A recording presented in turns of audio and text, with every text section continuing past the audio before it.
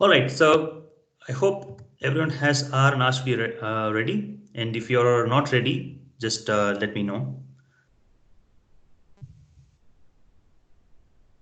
And then if you're having your RStudio on in your system, then let's begin. Okay. And now when you look into the RStudio environment, probably you will have only 3 panes, and you will not have a pane that is called script pane that is on the top left corner of my system. And here I have all my codes, which is going to be used for the session. Right? And also I have another pane that is called as console pane. And there is one on the top right hand corner that's called as the environment pane. So whatever you type in, and if you're creating an object, and those objects will be shown here. And later you can also see another pane called as files pane.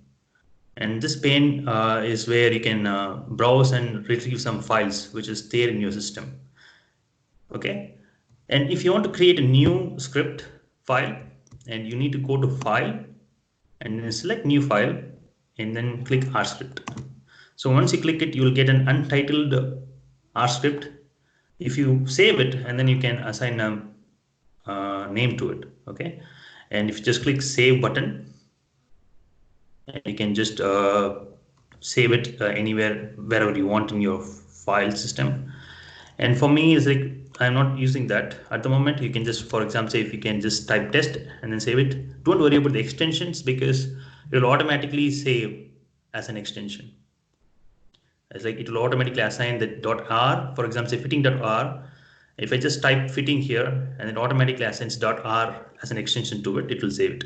So the system will recognize. So you don't have to worry about it. Now I need your response. You need to say, just open up your mic and say if anyone is using Mac. I'm using Mac, so it's Arun here. Arun, okay, so fine. Arun, you might have a different. Okay. You need to type in some different command. Okay. Then I'll prompt whenever it's required. Okay. Right. So please be aware. So anyone else using Mac? No. No. Okay, that's good. That's good. Thank you.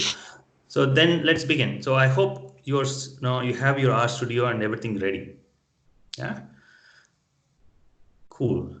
So why we should learn R? So that's the biggest question. And people are learning R as well as Python, and there's a big debate between Python and R. So whether you want to learn Python or R, and if you want to get into data science, and if you want to do a lot of statistical analysis, and I would recommend you to learn R, because it has a lot of packages which was built by statisticians, and they have developed very good packages which is not really available in Python. In case of Python, it's also versatile. I not say that they have their own advantages as a programming language. So Python can be used for web programming, and then you can also develop apps using Python, and then you can also develop multiple other stuff. Okay, with Python. But R has its own limitations sometimes. For example, look at the line number 9 here. It says that it has more than 10,000 packages. And as a programmer, you should remember all the packages in your mind, and then you need to use them. However, the versatility of R comes in with the packages. So everyone has developed their packages, and then it goes to the repository, and the repository helps them to develop and then criticize and comment on it. So everybody collaborates and works on it. Hence, you will get a robust statistical analysis out of R rather than Python. And with the Python, you have limited packages, and people are building upon those packages, and that helps them to really,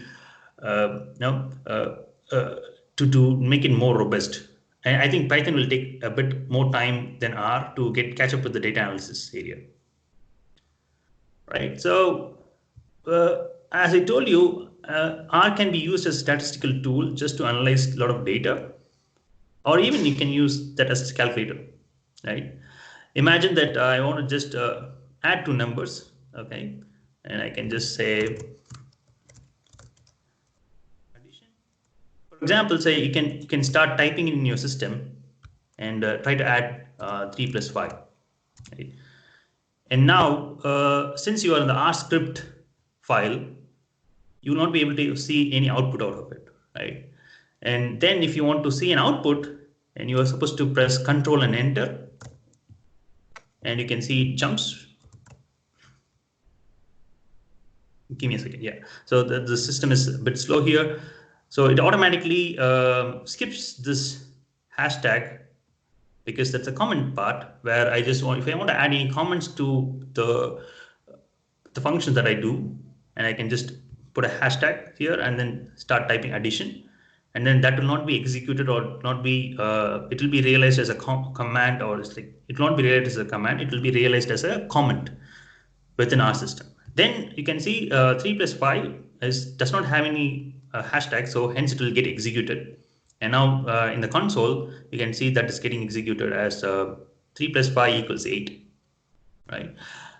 And similarly, what you can also do, you can also do division and subtraction and then multiplication. Just use 3 and 5 in your console, sorry, in your R script, and try to replicate what I have done here and see whether it is working in your system. And Arun, since you're using Mac, you cannot use Control and Enter, and you're supposed to use Command button in your Mac, Command and Enter. Yeah, and also I would also want to tell you, for example, say if I just want to, I don't really like pressing Control and Enter. Then I can go to this line and then I can say run. Or you can see there is a icon here called run, and if I just click run, that R will recognize that, okay, it's going to select that line and then it'll run. Okay, but for me, I normally use a shortcut like Control and Enter is easy for me. Yeah, once you're done with these things, like addition, division, subtraction, multiplication, and then exponentiation, and then just type in S later on in your in the Skype environment. Then I'll realize that you have already done it.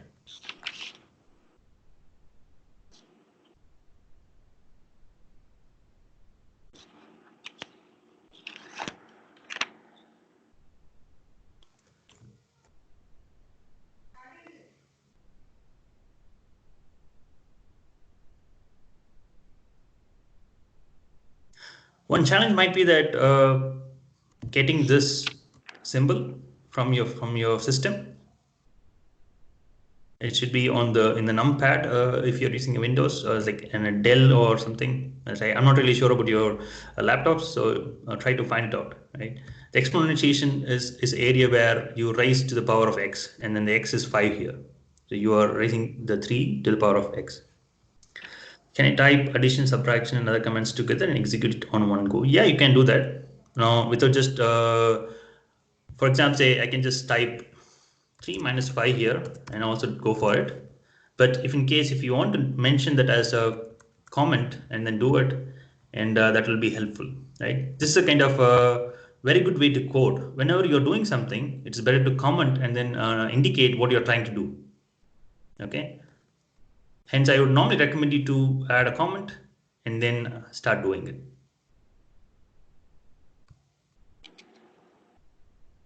So conversation.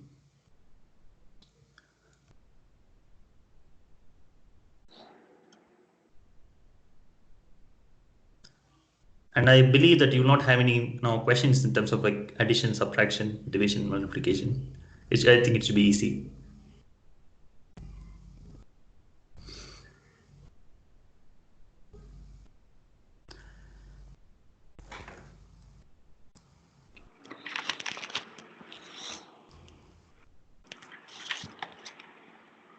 Okay, thanks, Bala.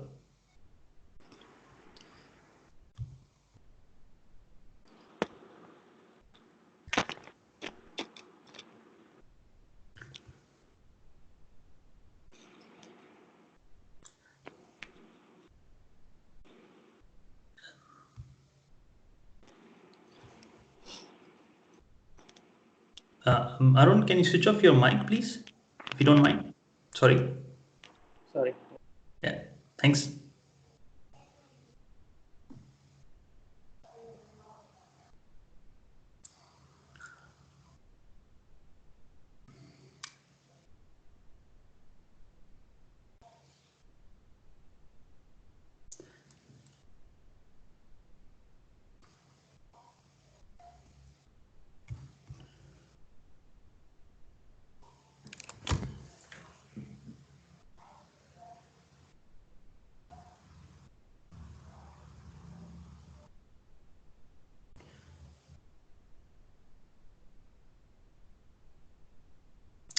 Okay, yes. Thanks, Sugantin, for the confirmation.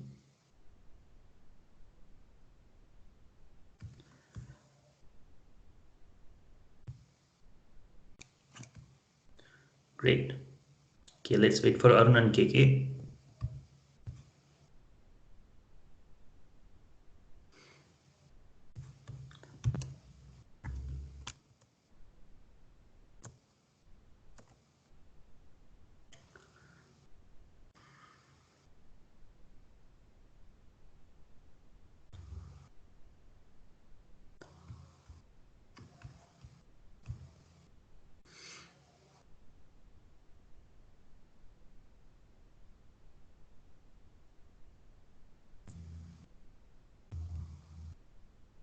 Okay, Arun and Krishna are typing.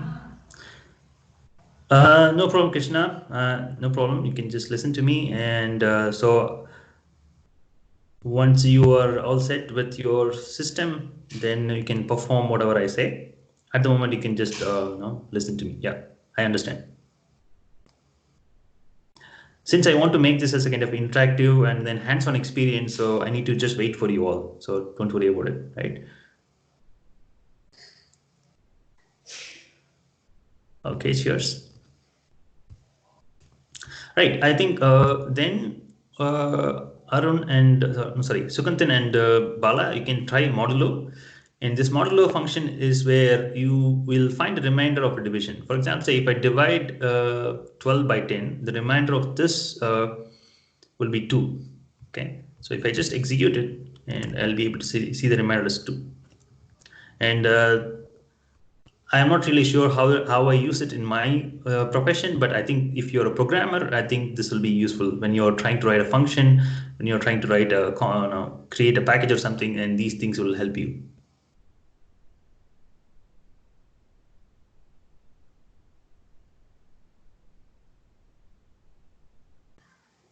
And for that, if you want to get a modulo, then you're supposed to use a double percentage sign and then give a number.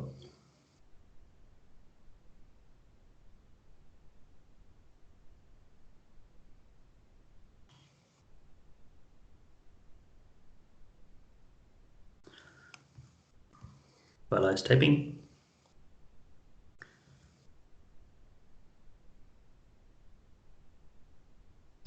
Perfect. Thanks, Bala. I hope you got 2, number 2. Yep. Perfect.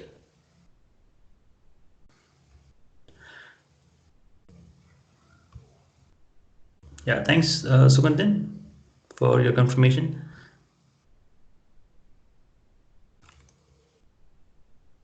Nice. So in between, like I can just talk about like yeah, that's really good because like it's better to try with different values and see how things are working. And if you have any questions in between, and you can just switch on your mic and then talk to me, and we can just get it clarified. Okay.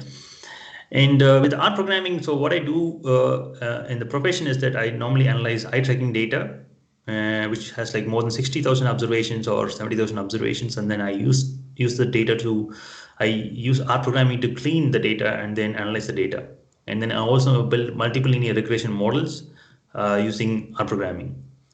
So when I looked into Python, it's for me it's a bit tricky for me to learn. But when you are a programmer already, and it's really easy for you to learn the nuances of R as well as Python. And one beauty of learning R is that once you learn R, you can also learn Python, and it's really easy. And there are a few differences, not many, and I think it should be easy for you all to go about it. And with R, it's also easy for anyone to learn. For example, say I'm not a programmer, and also I'm not an engineer by profession. Like my undergrad is into horticulture, and if you look at me now, and I'm just using R programming, so it's easy for anyone to learn. Okay, right. So now let's move on to data types. And let's Arun, were you done? Yeah, perfect. So let's move on to data types, right? There are two kinds of data types which I'll be dealing. So this is data type 1, I would say. And there is another kind of data type within R, right? And this is far more familiar for any programmer. For example, say, I know Bala is a programmer, and I know Arun has an engineering background, and I'm not sure about other people here. However, like if you look at data type 1, where you have integer, numeric, character, and factor and logical, right? So instead of talking about those things, let's get into action, right? But in general, like if you want to know what is integer is a number which does not have decimal places. But if you want R to be recognize a number as a kind of numeric, then sorry, to recognize them as an integer, then you need to add L. For sometimes, for example, say if I'm typing in the console now. If I assign A is 3. Now if I type class A, what happens is it calls it as a numeric, right? But if I want to assign, if I want to say that as an integer, then I can add L at the end of it. And now I call the class again. Now it calls it as an integer. Okay, so that's one thing that you are supposed to remember, right? But irrespective of the data, irrespective of the nature of the data, R basically assigns one type to it, and then you can use it for your analysis. And I think it'll not have any kind of impact in your future programming if you're not a computer scientist, like if you're not a computer science graduate or something, right? Now, let's get into kind of programming part where I hope you are aware of integer, numeric. Numeric has decimal places, and the equivalent would be like you have float or double in other languages. Like in Python, they call it as float. And characters are something basically you have a name, and I will call this a character. For example, say we have an example here, Bala and Arun, and that is a character that will be recognized as a character in R. Do I have? Yeah. So we'll also talk about character in the later part. In case of factor, and they're also characters, but I can assign some levels to it. For example, say strongly agree, and moderately agree. These are three different characters, but the strongly agree is higher value compared to agree, and then agree has higher value compared to moderately agree. Hence, if I want to assign the levels to it, then I can use a factor command. And you'll also see that one. And logical is basically like true or false. If I say like whether 5 is greater than 10, and it will be false. And this can be also achieved using R programming, right? To understand these data types, we should also try and code, and we need to assign the values to some object or variable. And in my sessions, mostly I will stick on to variable. I'll call X as a variable rather than an object. Okay. So what I'm trying to do now in the code line 41, I'm trying to assign value 3 to X. And in general, with other programming languages, you will use X is equal to 3, right? That will also work with R. But in case of R, and R uses globally use this function, and since they use a less than sign and then the hyphen, and then they'll assign values. So this is common across all the R users in the globe, right? What I did is like I just type in X equals 3 in terms of saying, and I assign value number 3 to X. But if I want to print it, I can print it just by calling X again. Okay. So in case if you're trying to write in other languages, you'll be writing print X, but that is not required in R. You can also do print X, which is also possible, but in general, you can just type in X and then it automatically produce the output, right? And whatever I do here, and then you can also see there is change happening over here in the environment part, right? So whenever I add an object or variable, whenever I create a data frame or something, then it will be can be seen here. Okay, and that's the benefit of RStudio. If when you use a base R and you will just normally have a script and a console, you will not have this environment as well as the file part in your base R. And that's why we need to start right from RStudio rather than from base R. And also you should remember that the RStudio will not work if you don't have base R installed as well, right? Now, in this case, if you go back to coding, and if you in this case in the line number 44, where you can see I assigned 4 values to X. In this part, and I want to add multiple values to X. I'm having 1, 2, 3, 4, and I'm just combining them. In the programming language, that is called as concatenate. Okay, and if I just execute it, what will happen? I have assigned 3 already to X. Now this will rewrite, our program will rewrite X. And like it will show X as 1, 2, 3, 4 now. Okay, just give it a shot and say once you're done, no, please type in X. Sorry, please type in yes to me on the Skype conversation. And later, also once you're done, I would recommend you to complete all these things, right? Assigning value from 1 to 10 to variable Z or Z, and assign value from 21 to 31 to variable Y, and then complete it, right? First, before going into that, just complete variable Z and then say yes to me. Then I'll say how easily it can be done in the other way around. Then you can go with variable Y. So try assigning X is equal to 3 and X is equal to 1, 2, 3, 4, and then assign value from 1 to 10 to variable Z. So now it's your time. Now you can turn on your mic, like, don't turn on your mic, but once you're done, you can turn on your mic, and then if you have any questions, you can ask me.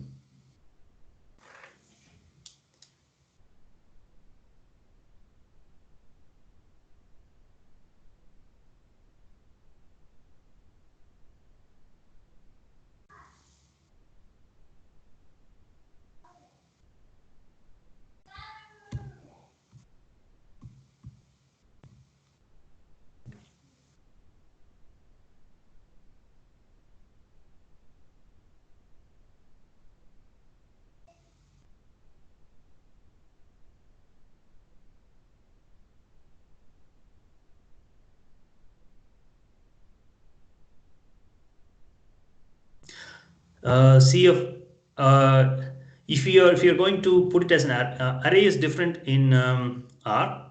For example, say array has 3 dimensions in R, and so C of 1, 2, 3, 4 is now a vector. Like if I imagine X, Y, Z as a number, and then that is a vector. If you're saying like you have X, Y, Z, and if you're trying to combine them all together, and that will become a kind of matrix or a data frame rather than becoming an array. Hope that's clear, Arun.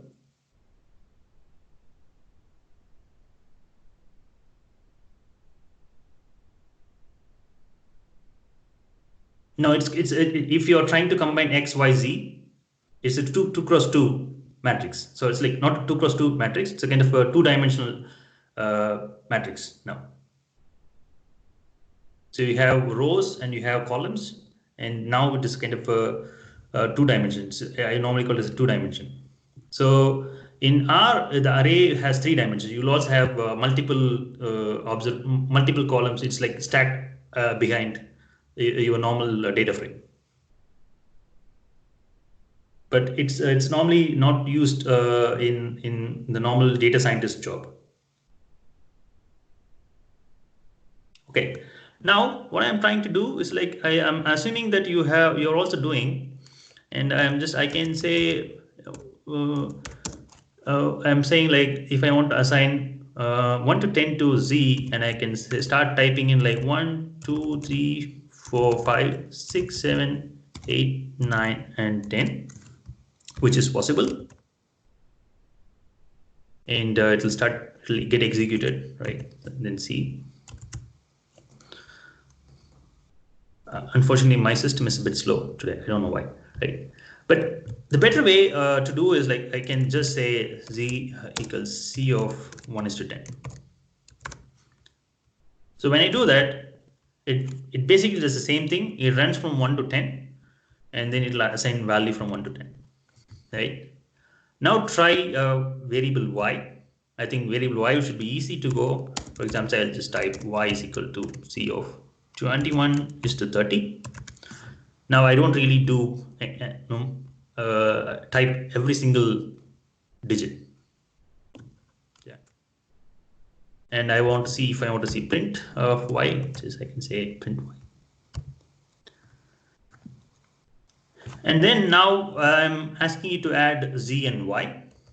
So it's basic command type z and y plus z and y, and I hope you'll get this kind of adding values from z and values from y. Yeah, right. Just try and execute it in your system, and if, for example, say you can just copy the kind of output that I'm getting, and you can put it here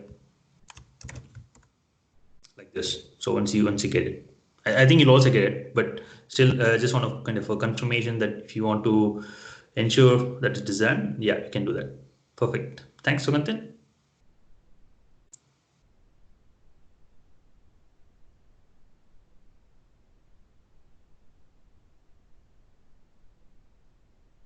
Okay, Aruna sent in print screen. Perfect. Thanks very much. Right.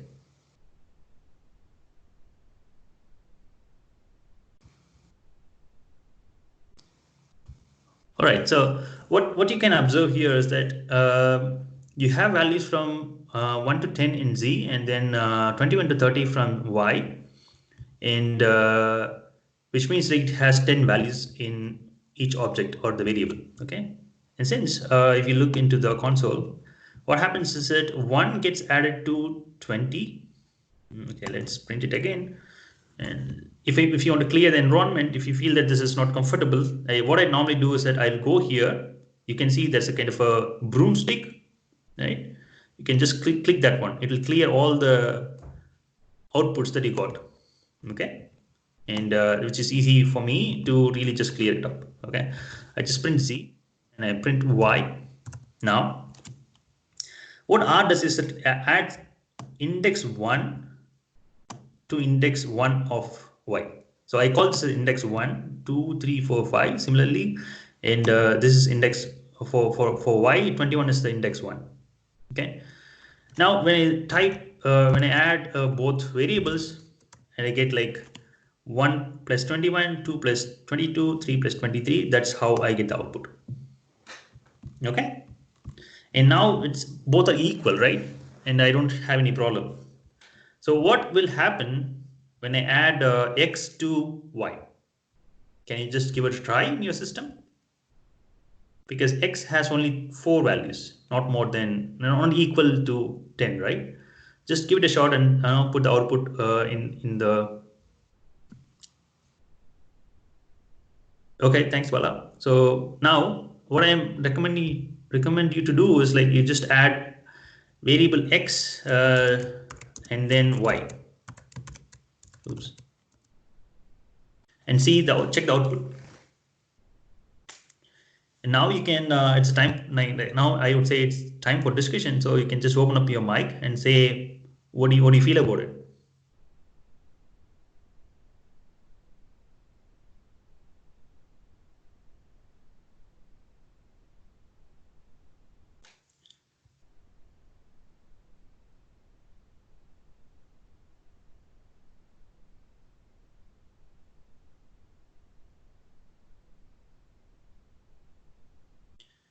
Okay.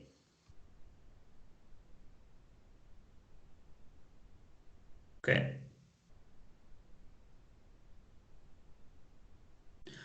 Right. So now let's open up your mic, and now you can contribute to the discussion, right? So basically, you will get a warning, and then you will also get an output. Yeah. But what do you see in the output?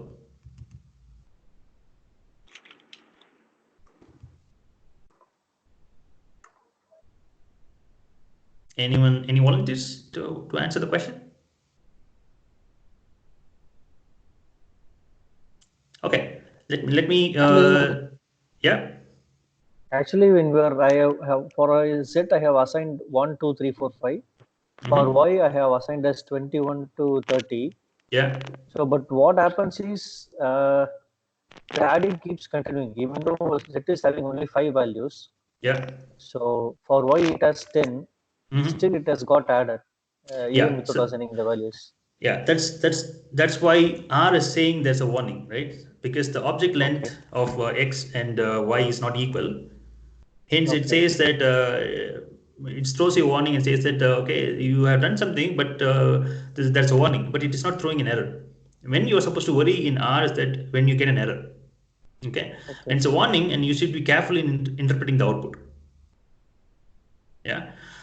So now what it does is like basically it queries the numbers. It takes takes values from 1 to 4 and then adds to it.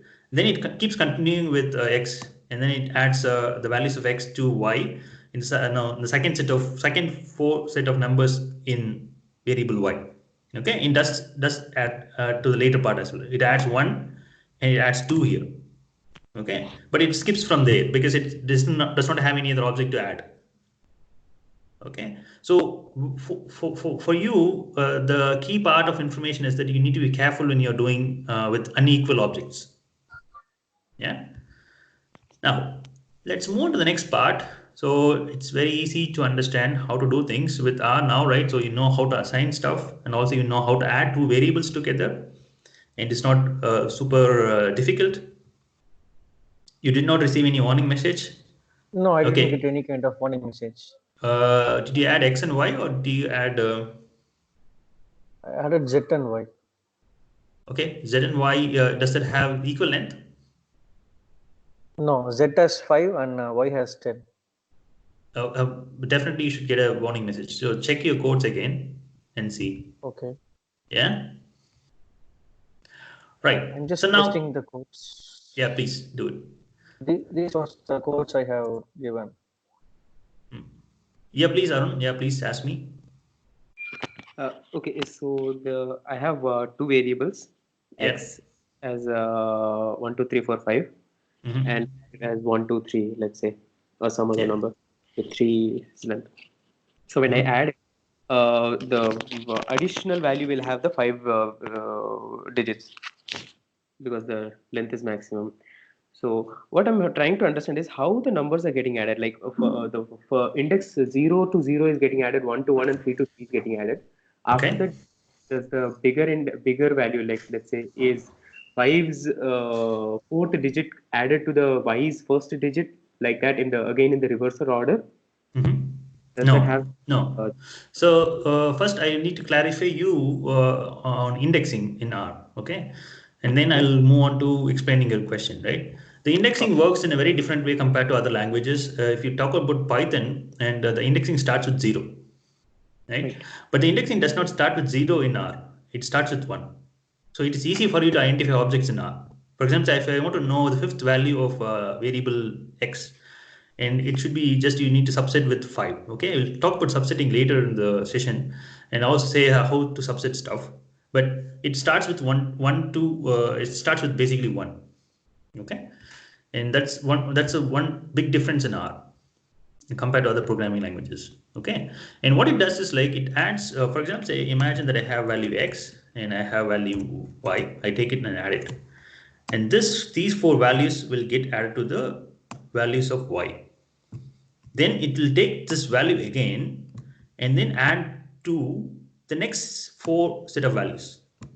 Right. Yeah. Okay, it kind of it does an iterative process. So it adds from 1 to 4 to the first four numbers, then it'll go and add to the second set of four numbers, then it'll go to the fourth, no, third set, fourth set, fifth set. But if it does not really have any other numbers to add, then it'll stop here like 1 to 2. It'll add only 1 here and 2 here, and it does not really find any value for 3 and 4, so it stops there.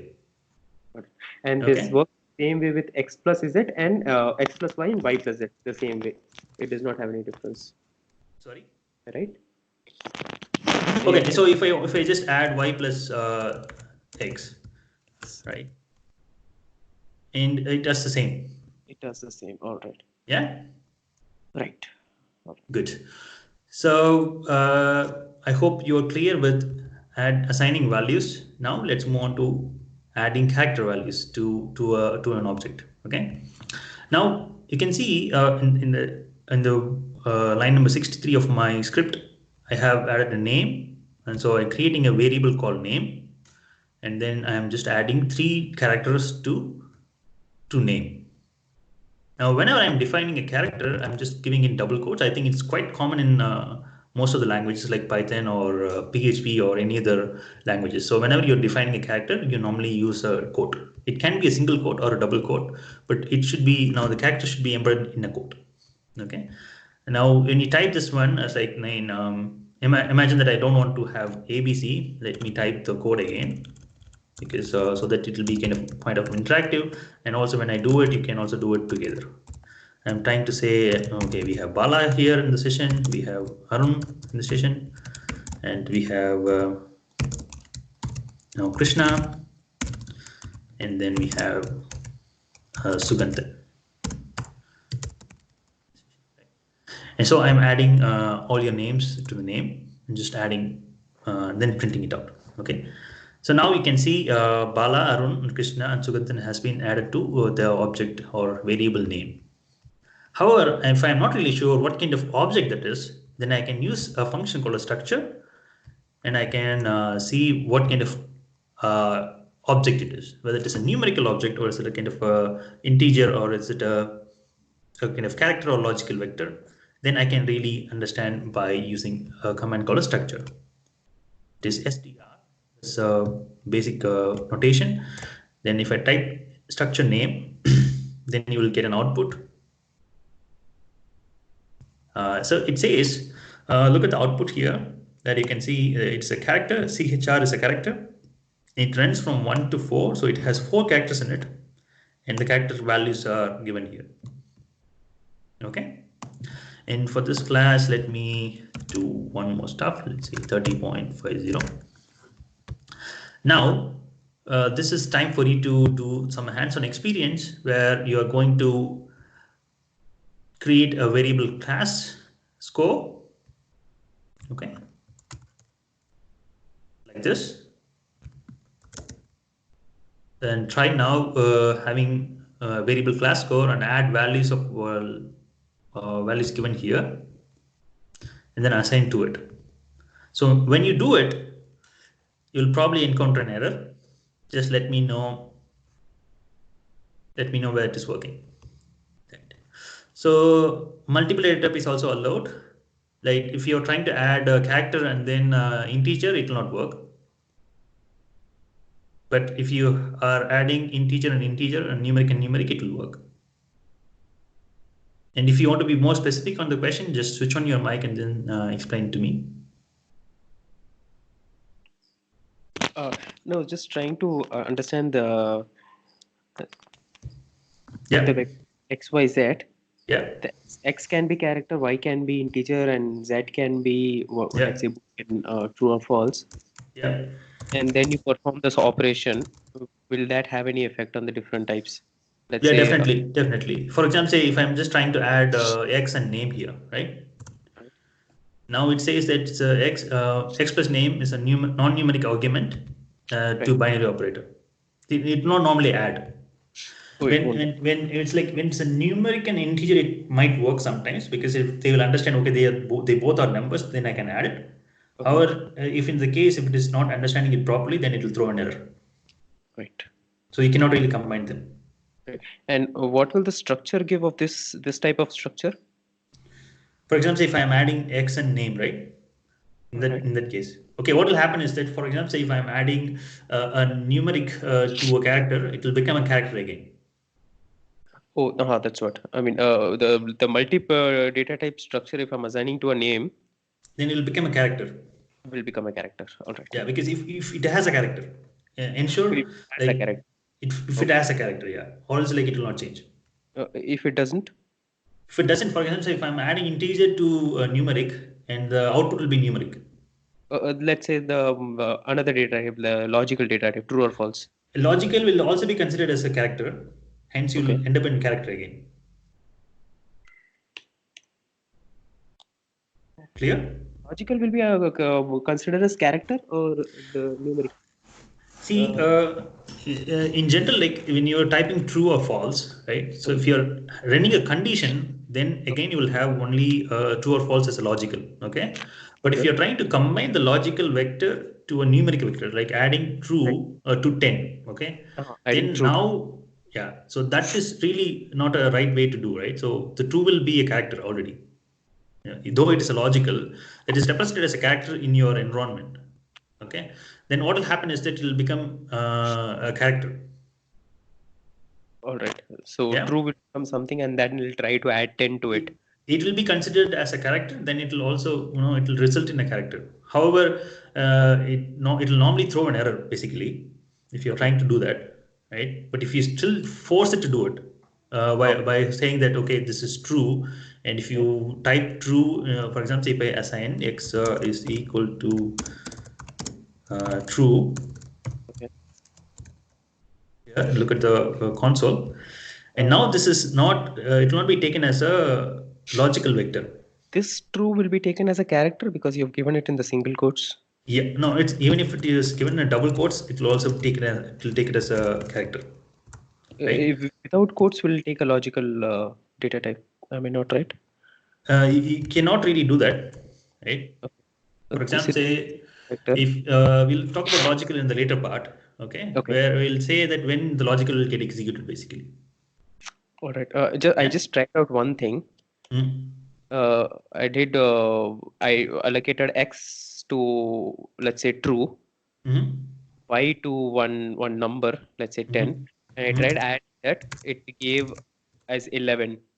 I think Mm. true. Okay, so I understand your doubt. Like for example, what happens in the R environment is that true is considered as 1, false is Yes, considered as 0. 0. Okay, in that case. Thanks for Okay. opening up the question, right? So then true will be added as 1. Yes, yes. Okay. That's what I just tried, and it got me as result as 11. 10 plus true Yeah. got 11. Cool. Right. So Right. hope you got clarified, right? So now let me execute the assignment part. I hope everyone has done it, right? So it should be easy.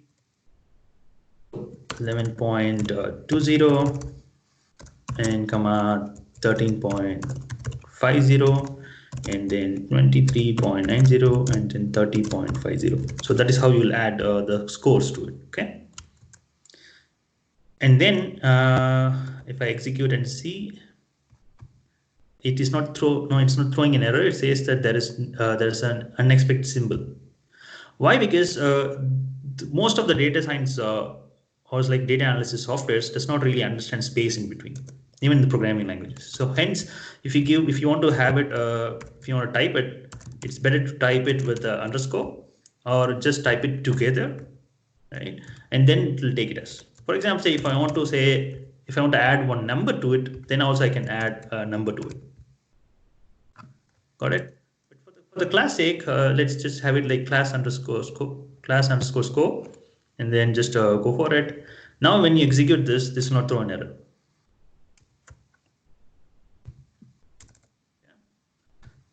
It will automatically work. And then now what I'm trying to do is that I have created a vector. Basically, this is called as a vector, but this vector does not have any names. I do not really I don't have any idea about it. Then I can add names to it. For example, if I'm having a class where Bala is there, Arun is there, Krishna is there, Sukanthan is there, and I have created a character vector already. Now I need to take this character vector and then I need to add this to the class score. And these are just arbitrary number. Okay, don't think that that is your score. It's just for an example. Okay. Now I am going to add this name to it. But in case if I want to assign the name, it's because like you cannot really say class score. You need to type class underscore score. No space in between. Don't do it. Yeah. Okay. Now, if how to assign names to it? So you need to use a function called as names, and you need to say the names goes to where, which can for what vector you're going to assign names. So I'm going to assign names to the class underscore vector here. And then what names I'm taking the character vector name. So it has the name already. Okay. So what I'm trying to do now, instead of just assigning a name, I'm just going to say in the raw format, it will be like I'm just assigning A, B, and C, and D as a name to it.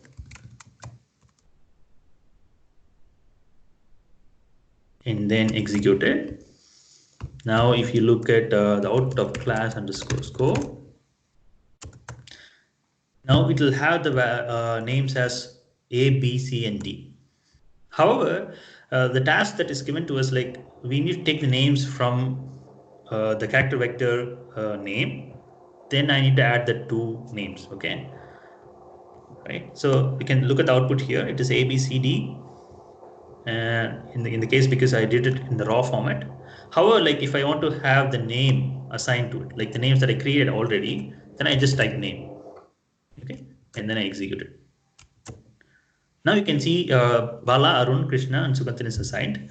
And also you can note down that it is assigned based on the index that is already there. So Bala is the number 1 index, Arun is the number 2 index, Krishna is the number 3 index, and Suganthan is the number 4 index.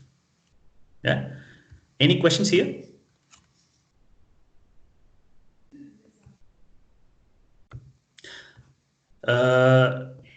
No, it's still a vector, but it has names.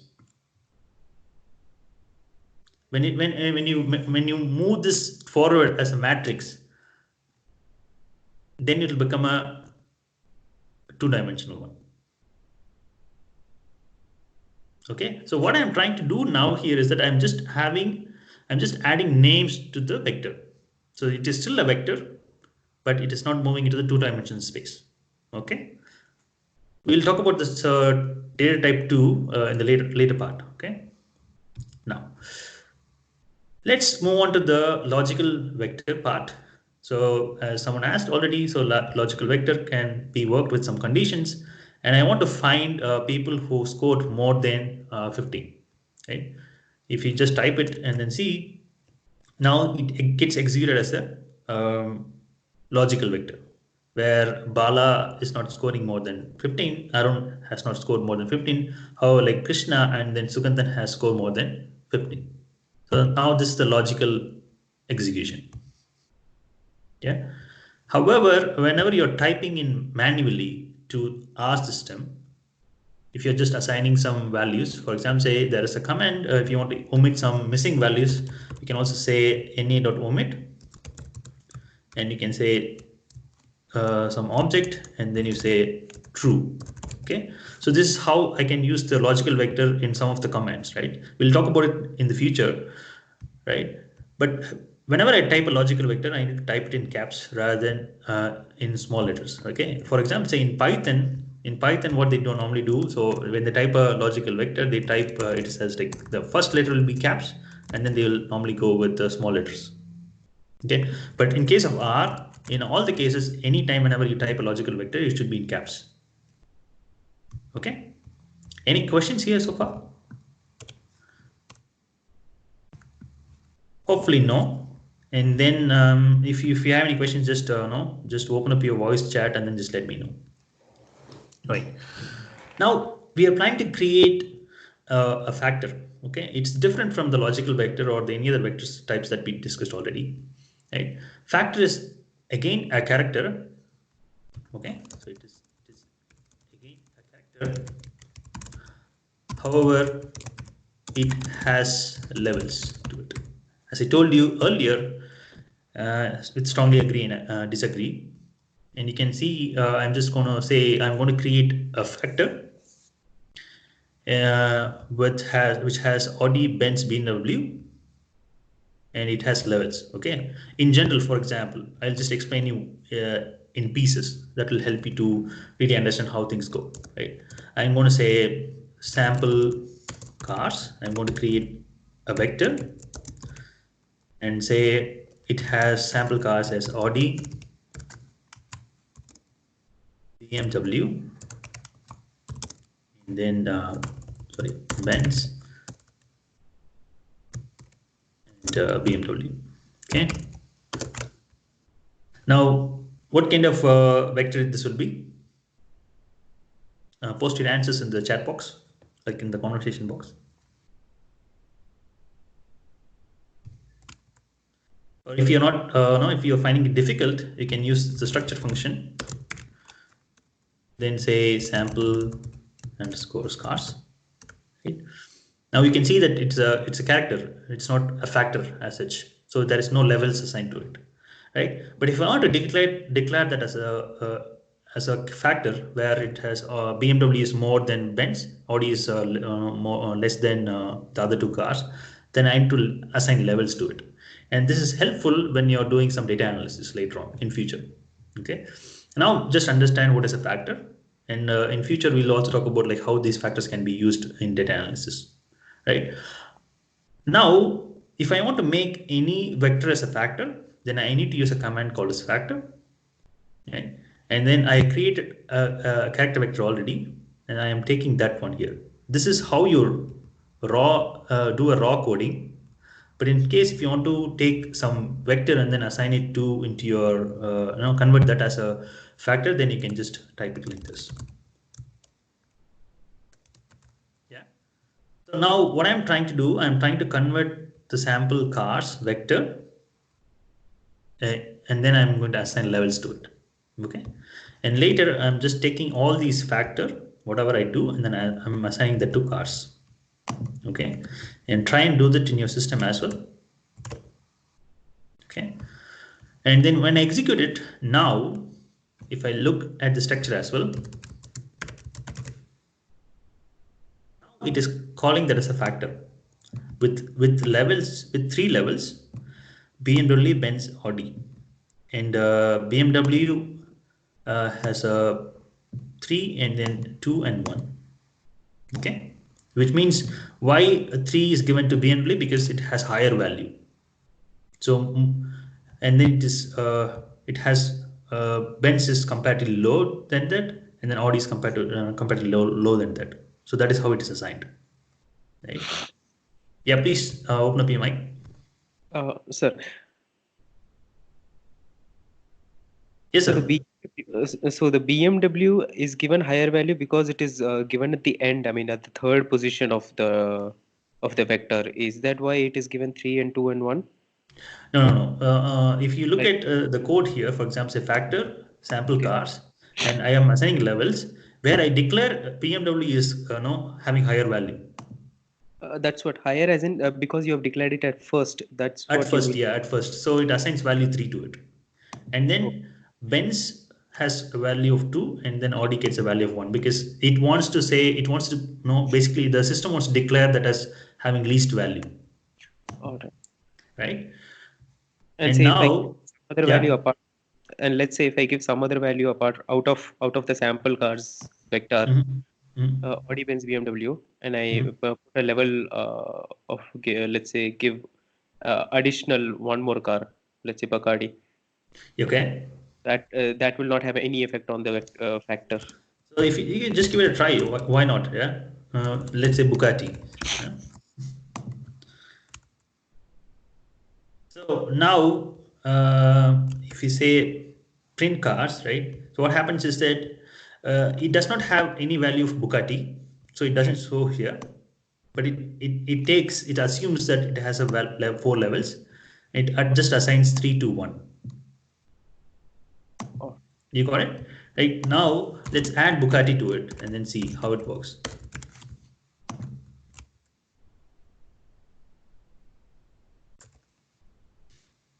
I think I need to just wait for my system. I think maybe I need to change my system soon.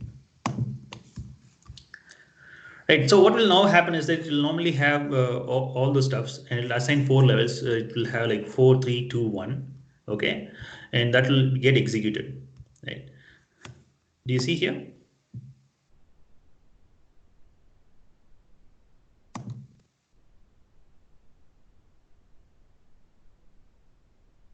But Bugatti gets 4, right?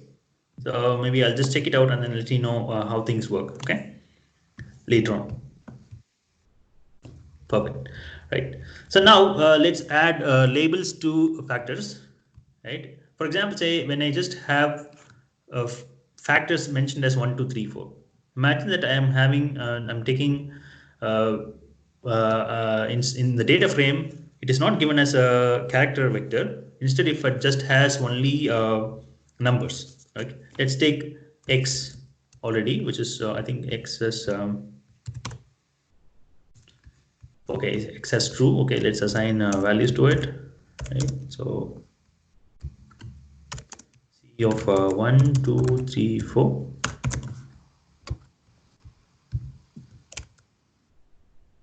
Now you want to say 1 means BMW, 2 means Benz, 3 means Audi, and 4 means Bugatti. Okay, and now this can be done using factor. Yeah. However, like it does only have 1, 2, 3, 4 values. It does not have any labels. But the factor function helps you to assign labels as well. And how to do it? Like for example, say you say factor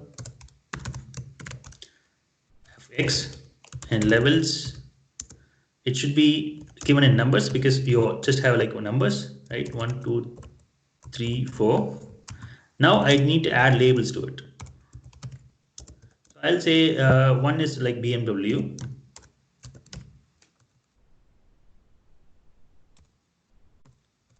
And then say Benz. And then Audi. And then Bugatti.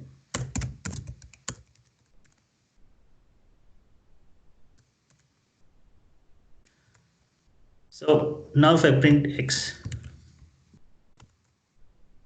now you can see instead of having 1, 2, 3, 4, now we get the label values. Like it is like BMW, Benz, Audi, and Bugatti. Right? This is how you can convert a number into a factor, and then you can also assign labels to it. Yeah, which is really useful when you are doing some data analysis. For example, say some of the surveys, what they do, they just collect a number. Like they'll normally have a BMW, Benz, and Audi in their questionnaire, but when they type it, for the ease of typing, they just assign numbers to it. Like they say, okay, BMW is 1, Benz is 2, Audi is 3, and Bugatti is 4, right? Then they'll just type 1, 2, 3, 4 in their data frame, right? But if you do not really know, if you want to just classify it, if you want to declare it properly in your system, then you need to do this function. Like you need to subset the data frame and then take that particular column, and then you can just do a factor and then assign labels to it. Now, whenever you create a graph, whenever you create something else, it will be understood as a kind of, okay, this is a factor. It has like 1, 2, 3, 4 like 1 to 4 levels. But it also has these labels like BMW, Benz, and Audi. Right? Any questions here?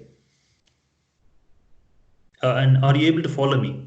Let me first ask you: are you able to follow me? Just if you are able to follow me, just type in S in the conversation, please.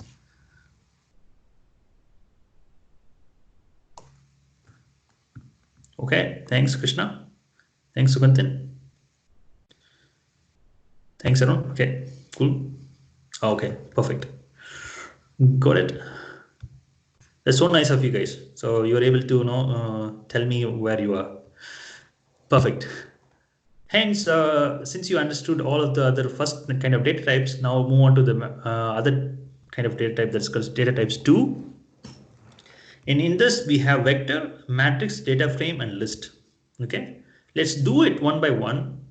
And basically, instead of explaining at this point, I'll explain it by doing. Okay, so we talked about vector already, and we have created like vectors like X, Y, and Z, which has numbers. And I told you that's a single dimension, right? But the matrix is a kind of 2 dimension, and data frame is also a matrix. However, it will have single observations in a row, and it'll also have column values.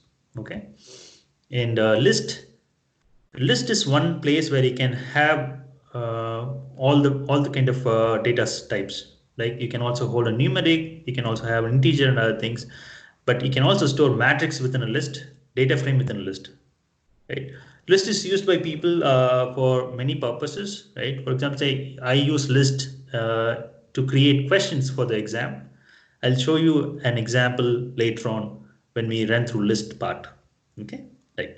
Now, in the vector part, let's create a vector called test and have values from 10 to 20. However, I just want only the even numbers, okay? Right. And when I want the even numbers, I'm going to give you a kind of a new function called a sequence, right? When I say sequence, what happens is that it takes two values, okay? It takes from values from 10 to 20, and I just give by 2. In a sense, it will jump one place, it will go to the second place, okay? And then it will take that value and then print it. Okay, let's try and do that and see what happens. Okay, right, so let's wait for the console to respond. So what kind of output we can expect? We can expect 10, 12, 14, 16, 18, and 20. Okay, that will normally get printed, right? It's a bit slow. Yeah, it's there. Now you can see it's printing. It jumps one place in between. So it starts from 10, it goes until 20, and it prints only the even values. However, there's a catch. So since I wanted even numbers, so I started with the even number and ended up with the even number. Right. What will happen if I just type 11 to 20? Now it will produce odd numbers. Okay, so I cannot really say that, okay, you need to know, you can create it. If you want to create an odd number, start with the odd number or something, right? Let's say test. Now you can see 11, 13, 15, 17, and 19 is printed, and 20 is skipped because it jumps by 2. Okay. Whenever you want to create a sequence of numbers, you can do that, right? So now, for a hands-on experience, now create a vector called maybe like test1. Okay, ensure that there is no space in between 1 and test, with values from to maybe 60. And don't worry about even numbers and other things. Just skip that by the value of 4. Okay, and once you're done with that, just post your code in the conversation box.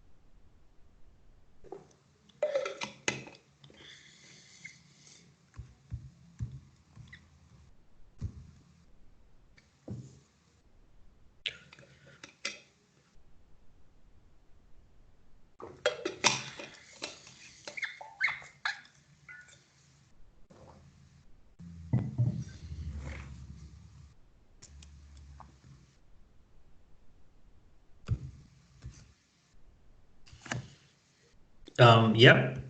So did you create it, Sugandhan? Perfect. Good job, guys. Amazing. Yeah.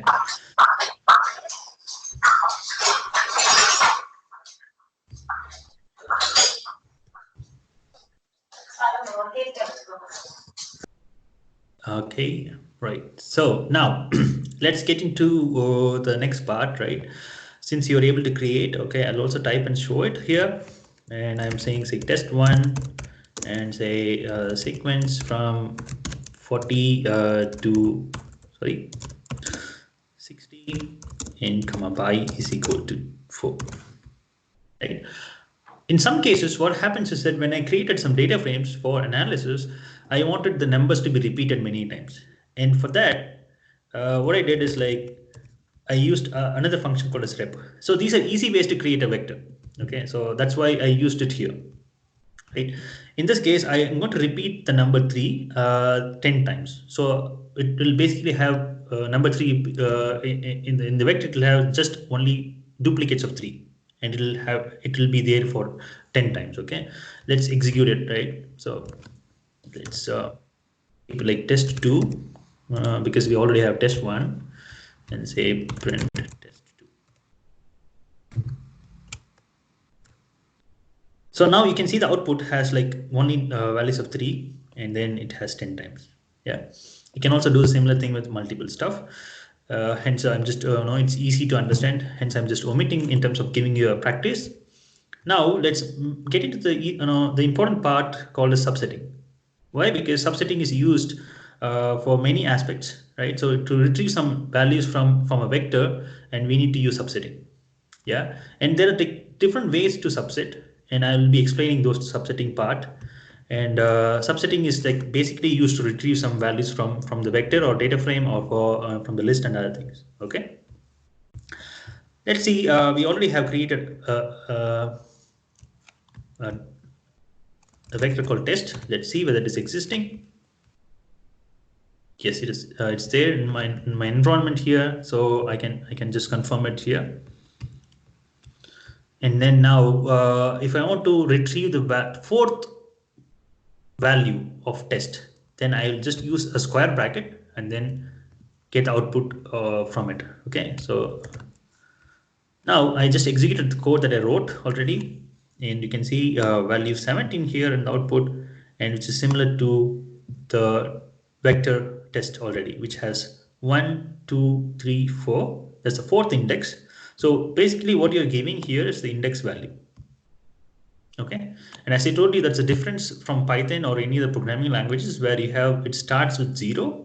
With Python, I'm pretty sure that it starts with 0. Here it starts with 1. Okay. Now what will happen if I just type 1:3? Yeah, the array starts with 1. Yep, you're right. Okay, so it is easier for us to understand, right? Is it confusing you?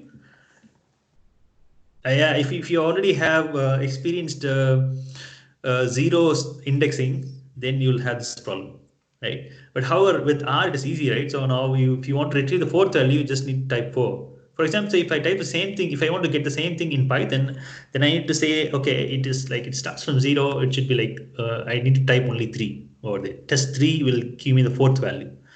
That's why I feel like R is more comfortable for me compared to Python. Okay, but it's just only with the indexing part. Okay, now what will happen if I just type 1:3? Now it's open for you to discuss. Okay, just open up your mic and say what do you feel about it? What will happen in this code? And if anyone feels that okay, I think this is if you're able to understand, yeah, yes, sir, it will print 3 values. The first 3 values, okay, because it starts with 1 to 3, so it will starts to print from the first index to the third index. So in case of test, when we give -6, it neglects the 6th value and it displays only the first 5 values. Perfect. Yeah, you are right. But however, like, do we have 6th value in test? Unfortunately, no. Okay. So let me put it as 5. Okay. So now it will omit the first, like the 5th value, and it prints only the 4th value. Yeah. So these are different ways that you can subset. Either you can just give one index value, or you can just give indexes in combinations as well. For example, say I can in combination, I can also give, for example, the test subset C of 1,5, for example. Right? It'll just take the first index and then the 5th index and prints it. Okay, right.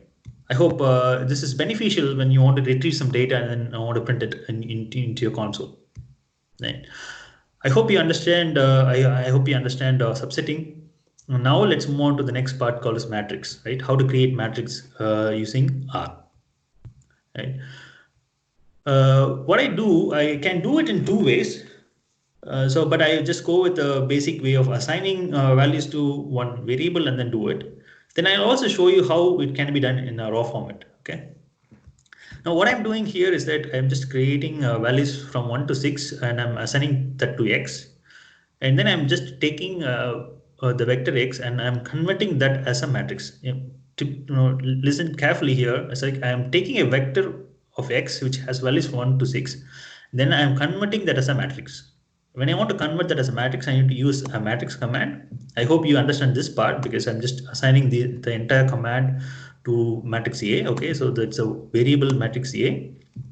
And then I'm executing the actual command, okay, in terms of converting vector x to a matrix. So I say a matrix of x, and I specifically say how many columns I need to have. And also I'm specifically saying how many numbers, this is like number of rows, number of columns. And then I'm also dictating to R whether I need to fill the values by row or by column, okay? But in this case, you just have only by row is equal to false, where you can see, where you can see there's a logical vector true. And also I'm typing the true in caps, right? If I don't want to fill the values by row, I can say false here. So that will fill the values by column, okay? And then if I want to do it in a raw format, I can say, for example, say matrix A, matrix of C of 1 is to 6, okay? So it's the same thing what I did for in terms of assigning values to x. Then I can say ncol is equal to true.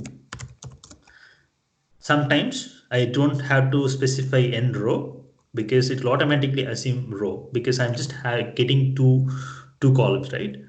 And it has 6 values. So even if I don't define n row is equal to 3, R will understand how the column has been expected. It will print 3 value. Okay, let's execute both and see. Okay, so let's say matrix underscore A. So let's print first. Do this one.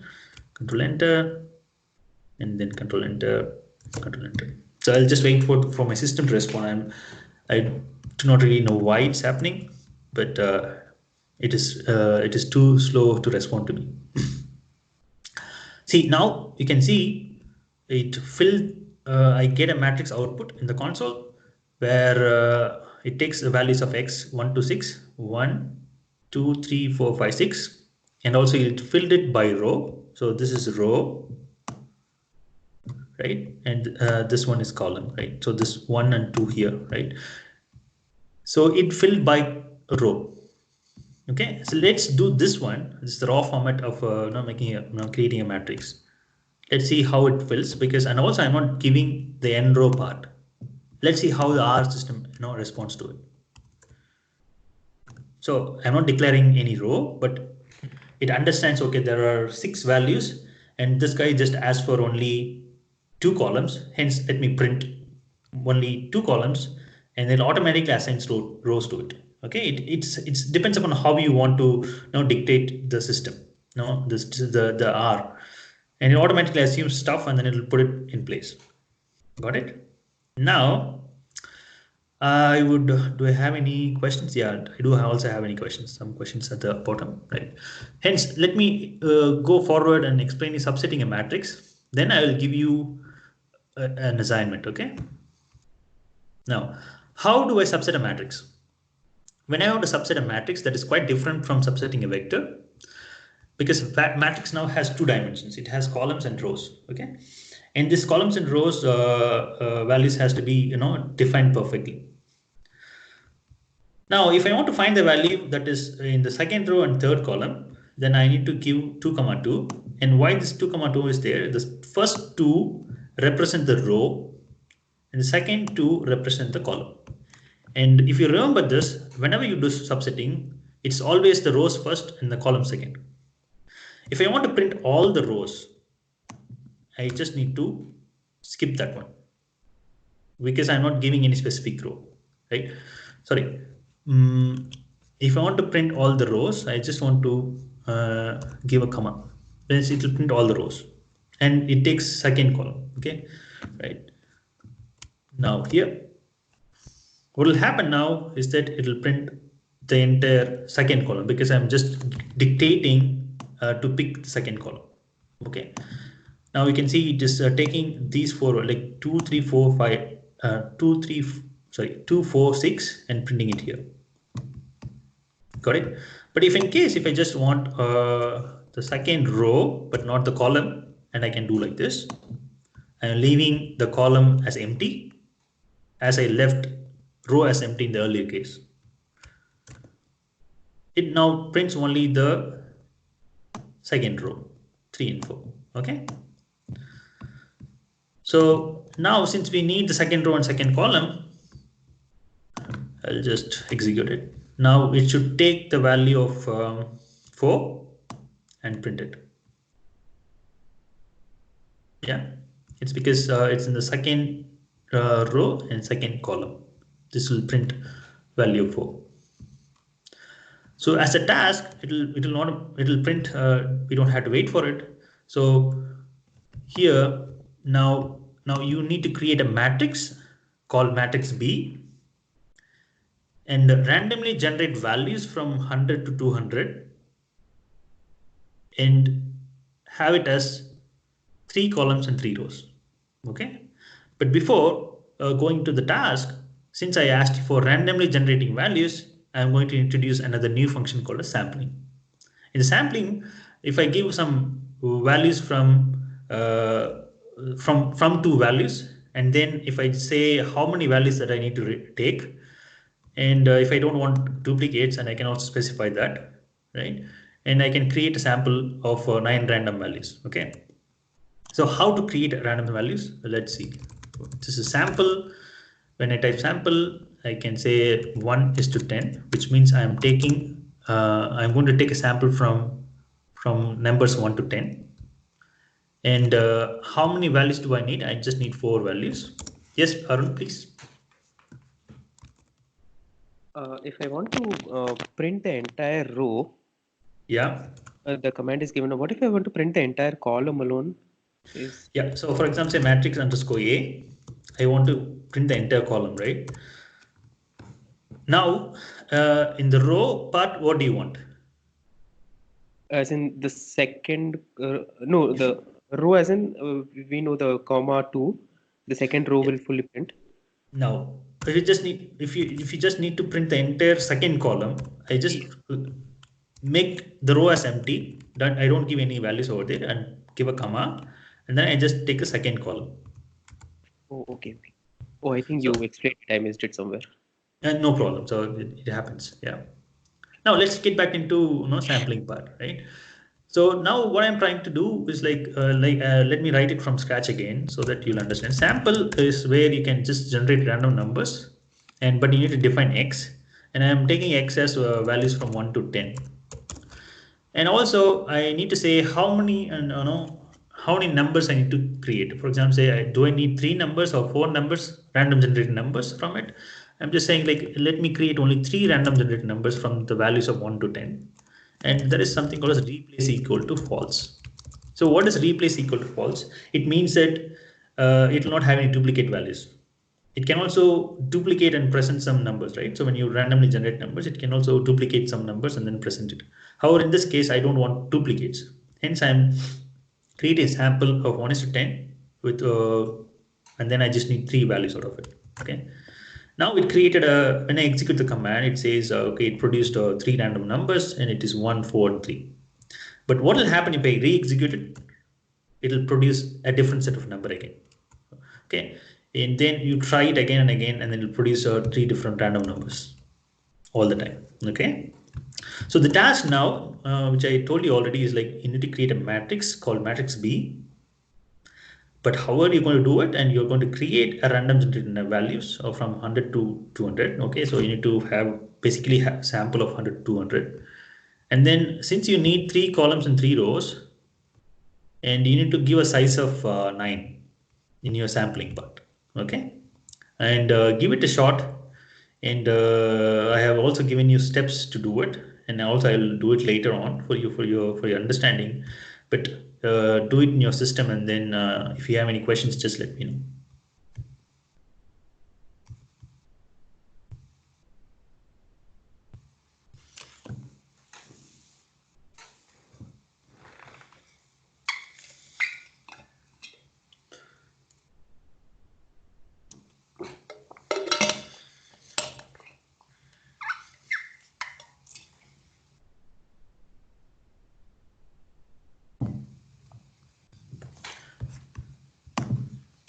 Once you're done, I think it's also better to put your code across in the conversation box.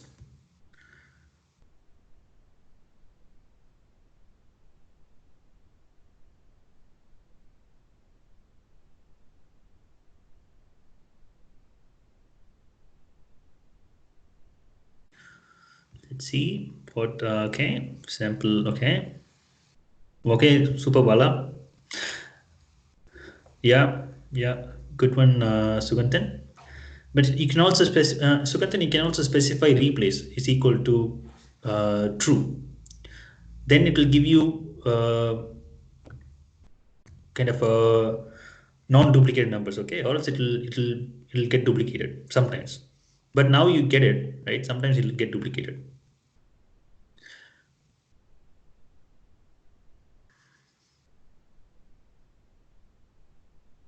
And feel free to ask questions, okay? And that will also enhance my understanding of R, and also it will help you to understand as well. Well, sometimes I just just go on a go. Then I will not normally explain much of the stuff. Okay, perfect. You create a sample, but now convert now Sukanthan as well as Bala, now create a matrix out of the sample that you created. So what you are basically supposed to do is that you create a sample, right? So we have the code already here, right? Yeah. So you need to store, either you can just type in like Arun have done it, right? So what he has done is like he created a, let me show you the code, show you all the code, right? So he created a matrix and then he took a sample and then he added within the matrix function, okay? And then he declared n row is equal to true, right? You can also do it like this, or you can create a sample and store it in a variable, or it's like in an object, okay? Say a and say create sample. It runs from 100 to 200. Then say I need 9 numbers from it, and then replace is equal to.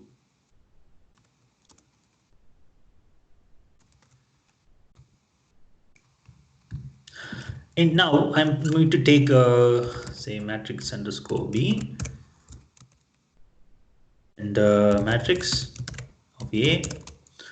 I just need n row is equal to 3.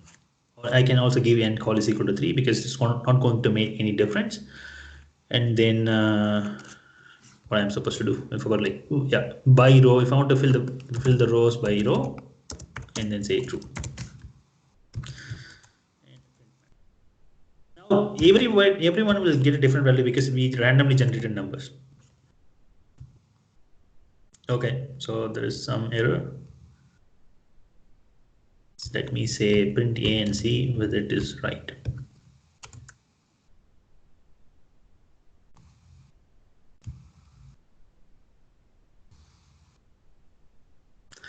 Maybe it is not executed in my part. For example, say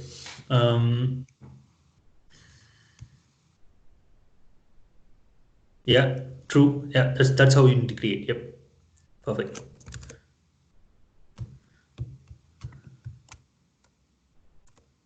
Yeah. So earlier I had an issue in creating the sample, so I did not get the output. Now I get the output, right? So that is how you can work with matrices. Okay, I hope you understand how to work with matrices and how to subset matrices. And now let's move on to data frame. So now I need a yes from you all if you want to move on to data frames. I have a doubt on this. Yeah, please. So I have created a sample data executing this command sample and all those things. So in order to create a matrix, do we need to assign a value like A or B, name it, give a name for the sample, and then I have to create the matrix, or how can I do it now? So you can do it in either ways, right? So basically, for example, let me show the code of Arun, right? So what he has done here is like he created a sample within, he basically took a sample command within matrix command, okay? You can also do it in this way. But for me, what I normally suggest you to do is that you create an object and then assign values to the object. Okay. And why? Because then whenever you want to change the code, or it's like whenever you want to change the values, you can go and change in the vector. So you don't have to rewrite the entire code all the time, right? So you just go and change the values in the vector part, right? I can just go here. For example, say I have, if you imagine that I create a value of a, yeah, and then say 10, 10, 20, 30, 40, right? And then I'm trying to convert this as a matrix, right? So imagine that I want to change 30 to like maybe 40 or 50, then I can do it here. So that I don't have to go back and then rewrite the entire stuff. And also it's easy for me to understand in this way rather than this way. Okay. So this is the raw format, right? Yeah, this is the raw format. Yeah, if as a programmer you will understand. If you are a programmer, if you have experience, and then it's fine, right? But for some people like me, may not really understand. Sometimes I'll say, okay, what is he's doing? Like he's doing matrix, and then he's creating a sample, right? It's kind of jittery for me. Yeah. Okay, even for me it is like that, but based on this class, I understood that it's called as raw format. So that's why I asked. Yeah. Okay. No problem. Yeah.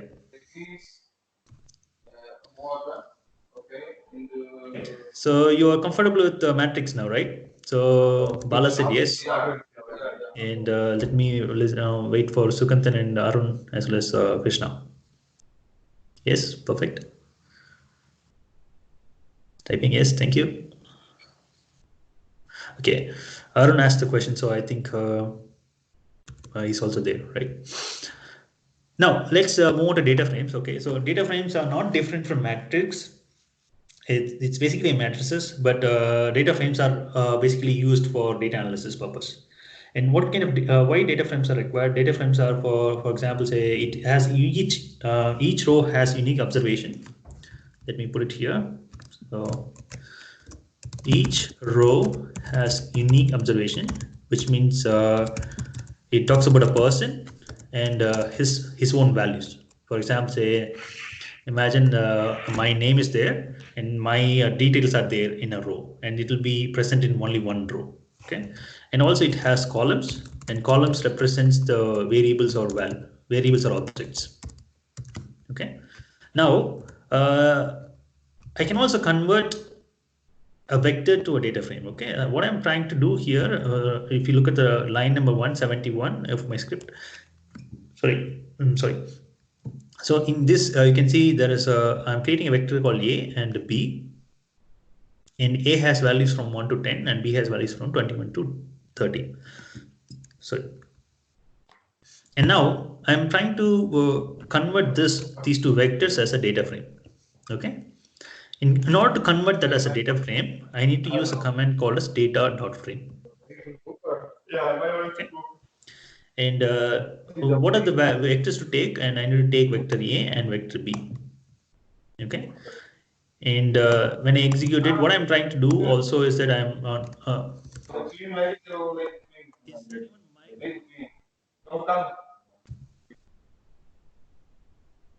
Yep. Thanks. Now it's fine. So if in this case, for example, say data.frame will take these two vectors and then it will convert that as a data frame. Okay. And also I'm just assigning that to a variable called data frame underscore test.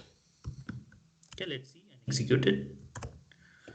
Now we can see I have successfully converted these two vectors as a data frame, right? But how do I know whether it's a data frame or not? What can I do? What should I do in order to understand whether it's a data frame or not? I need your response, please.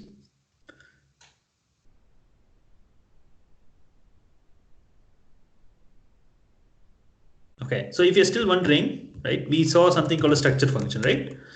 And you need to type structure function and then say data frame and put the object inside, or like the variable inside. Now it says, if you look at the console, it says data frame. There's a data from underscore test is a data frame, and it has 10 observations and 2 variables. Okay, and the variable A has values from 1 to 10, and then B has 21 to 30.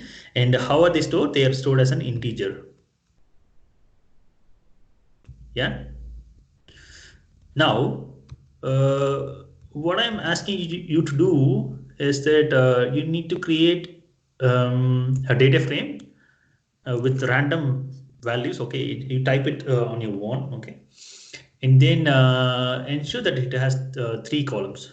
The column one should be sales, and the second one should be profit, revenue, and then have arbitrary values, and later on convert that as a data frame. And once you're done with that, maybe just type in, copy and put your code in the conversation box.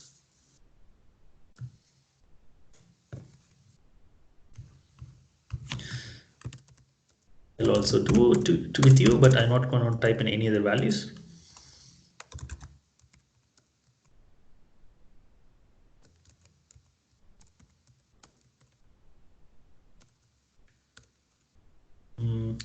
Let's say this has to be assigned to a data frame called as company. Okay, and name the data frame as company.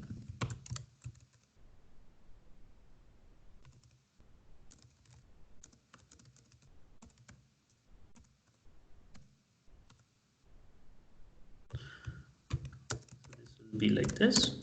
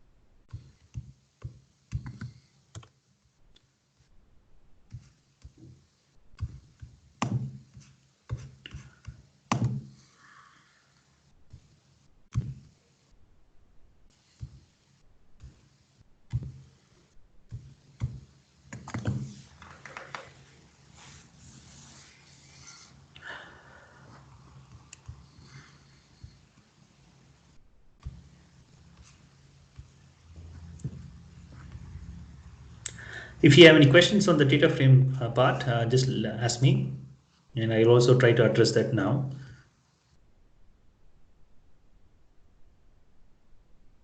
Yeah, please, Arun. So one thing I noticed in the matrix thing is, Yeah. let's say there are 10 variables in one vector, Okay. and I'm trying to convert it into a matrix with Yeah. end rows 4. Mhm. So at first it throwed a warning saying 4 is not a multiple of 10, so it cannot really convert into a matrix. But then Yeah. it printed the output in a form like first 10 digits it took as 10, and the remaining digits were again coming from the first digit of that, like how it were in the vector. Yeah, it's the same thing. Like what happened in the vector, right? When it adds some stuff, right? It takes values So from 1 to 4, and then adds to the second thing, right? The same thing will also happen in the matrices. in the matrix, yes, However, what happens is that it'll tell you, no, normally show you a warning. exactly. Yeah. So I So noticed that in that the matrix, same thing is this data frame throws an error showing this cannot happen actually. why? Because there is unequal values. That's what I mean. Matrix Yeah. 2 had that and data frame 2 had that. What's the major difference between these two? Okay, Bala, no problem. 1 minute. See, the data frame, right? So what happens is that if there is no equal values, right, it should assign something called as missing values. Right, yes. Yeah, but It does. in this case, since you have not defined NAs, and then now what happens is that it assumes, okay, there is unequal, no, there is no balance between the columns. Right, Hence, right. let me not create a data frame. Oh, so if we create a command like assign null values to some values, let's say randomly 1 or 2, it will generate that. Yeah, it will generate that if that is balanced.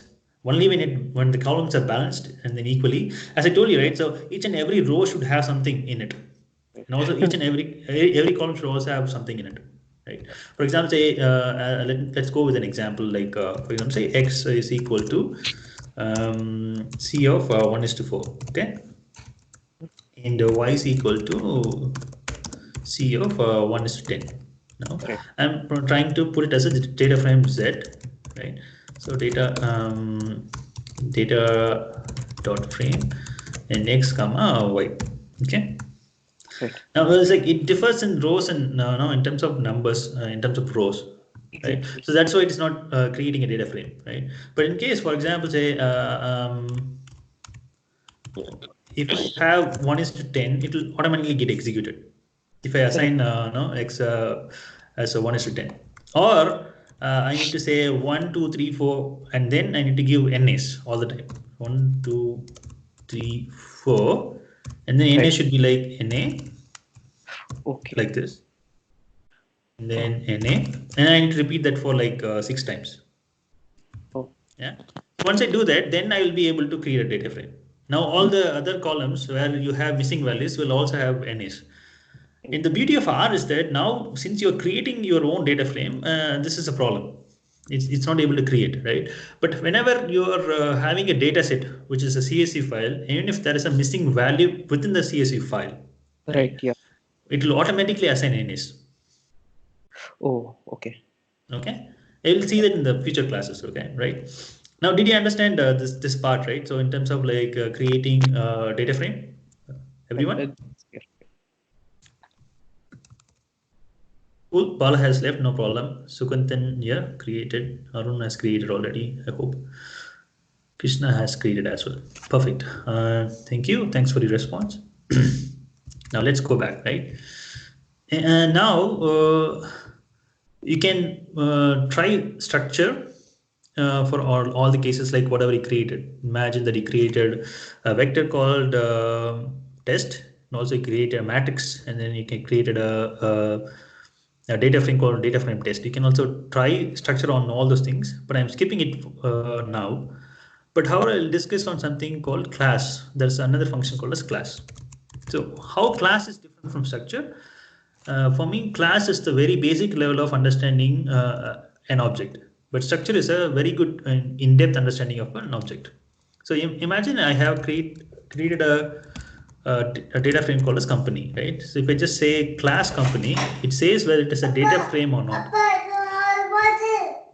Give me a second, that's my boy. I'm sorry. And 1 minute.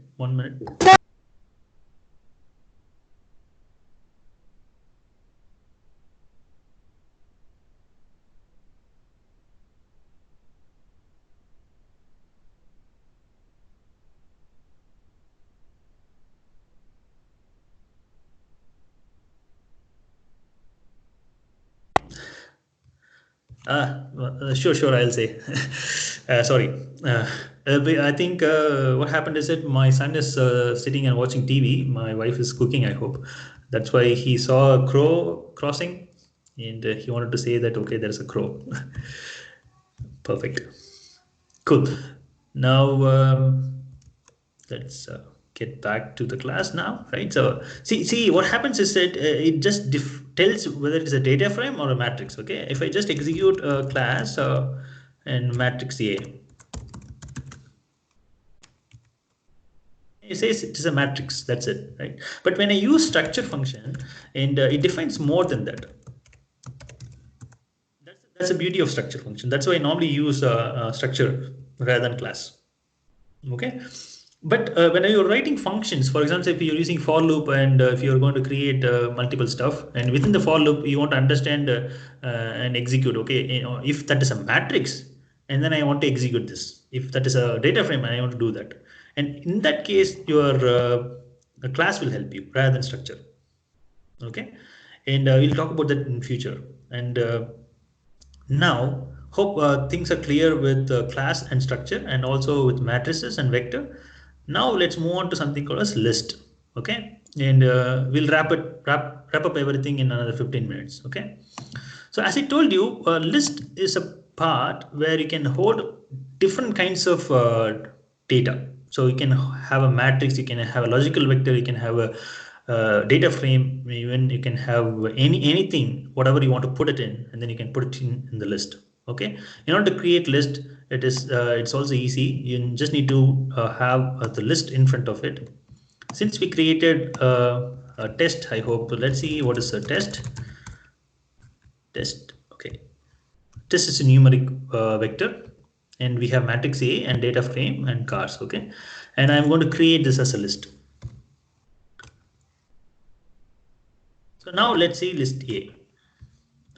When I print list A, it shows whatever is there in list A. Okay, do you see here?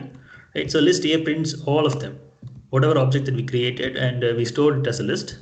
So list has capacity to store different kinds of data, but however, the data frame, matrices, and the vector has some limitations. Okay, and let me show you some real-time example of how we use list in for the class purpose in TUM School of Management.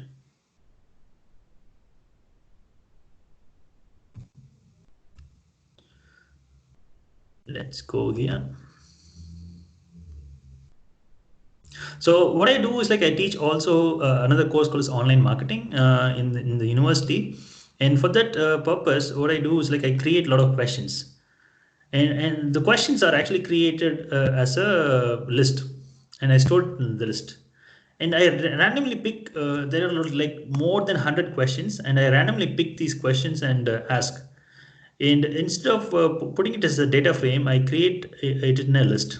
So you can see there's an object called questions, and I have a list initially, and within the list you can even have list, and you can see there is another list, and the list has values of question, and another list has values of the answers. Okay, for this question, these are the answers. Okay, and also I'm defining whether there is a different stuff here, and then I can subset from these stuff. From this list, and then I can create random questions. Okay, but this is list is normally not discussed much in this class. Maybe if it is required in future, we can discuss on it. Okay, but subsetting a list is different from subsetting a vector or matrices. As I told you, in the vector, if you want to subset something, and you just give the index values, right? But in this case, in the matrix, for example, matrix A, matrix underscore A, we say 1, 2 or something, right? But in this list case, where you're supposed to give double square brackets whenever you want to subset a list. So what happened when I give index 1 in this list is that it took the values of test, because that is in the first index. Okay, and if I do the same for list of 2, it gives me the matrix of A. Yeah, if I do that for 3 and 4, it will automatically go to data from test and cars. Hope you got it now. And maybe I just need a S from you so that I can move on to the next part.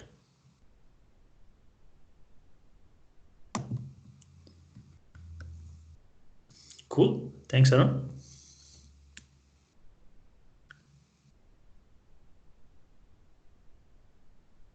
Thanks, Sukantan.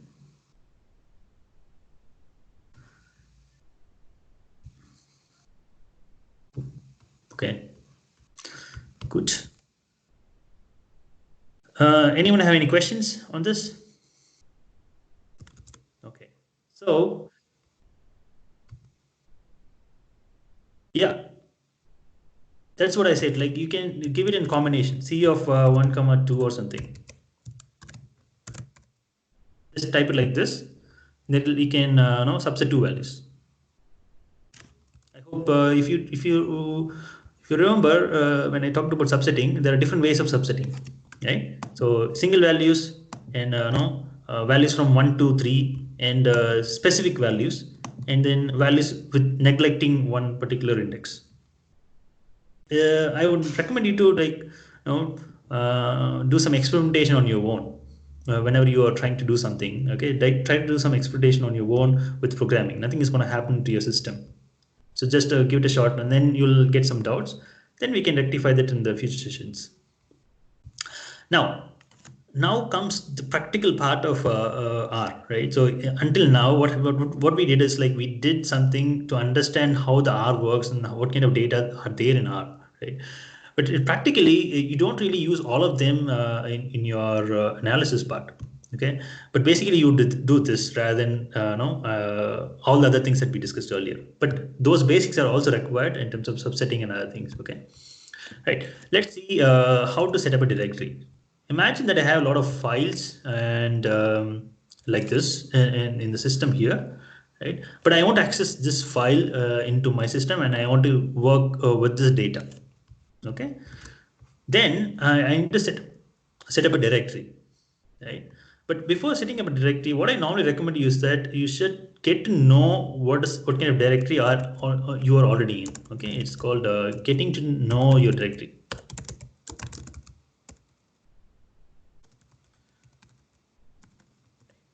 So what I do, there is a command called as getwd, and if I just type that one and then say, now it will tell me where I am located in. Okay, so I am accessing files from this folder, this path. Okay, but if I want to set up a directory, then okay, so already there at the bottom, right? Sorry. So you can just type like getwd here. But if I want to set up a directory, there is a function called setwd. And for Windows people, now Arun, I think you need to be, since you're using Mac, and you need to be a bit cautious, right? But it's easy for you compared to the Windows people. Okay, now let me go to some other part. Yeah, see, I need to access the files from this particular folder. Okay. And you can go to any of the folders where you have some CSV files, okay? Or else if you don't have a CSV file, let me drop it for you in the Skype. Okay, you can use this CSV file, okay? And put it in the place where you want to access it, okay? Now, imagine I'm going to use this dataset basic basketball, but it is there in this folder, but I want to access it. Hence, I can just copy the path. Okay, like what I did in Windows, but I think it should be easy for you to copy Arun. And then when I want to set a directory, and I need to put that in double quotes. So the path in double quotes, right? And the Windows users are supposed to be cautious because now you have one single backslash, but for the Mac users, they will have one forward slash.